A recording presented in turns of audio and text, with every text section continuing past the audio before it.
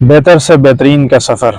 انسان کی زندگی میں زوال تب آنا شروع ہوتا ہے کہ جب انسان یہ سوچتا ہے کہ اب اسے مزید کچھ محنت کرنے کی ضرورت نہیں ہے، تو اس دن سے انسان کا زوال شروع ہو جاتا ہے۔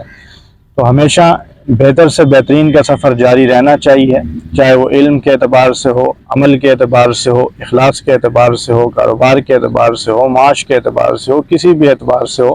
تو انسان کو کوشش اور محنت کے ساتھ اس فیلڈ میں، اس شعبے میں، اس کام میں بہتر سے بہترین کے سفر کو جاری رکھنا چاہیے، کیونکہ جس دن اس سفر کو انسان نے اپنے سوچ اور فکر سے ختم کر دیا یا یہ سوچ لیا کہ وہ اب اس کو مزید کی ضرورت نہیں ہے، تو اس دن سے اس کا زوال آنا شروع ہو جائے گا، وہ چاہے نیکیوں کے اعتبار سے ہو، چاہے اخلاص کے اعتبار سے ہو، چاہے عمل کے اعتبار سے ہو۔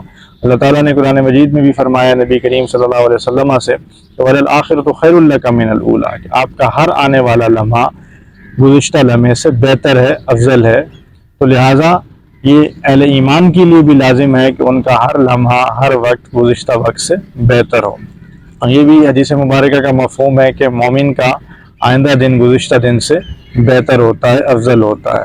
تو ہمیں اس سفر کو روکنا نہیں ہے، بہتر سے بہترین کے سفر کو جاری رکھنا ہے، اپنے علم کے میدان میں، عمل کے میدان میں، اخلاص کے میدان میں۔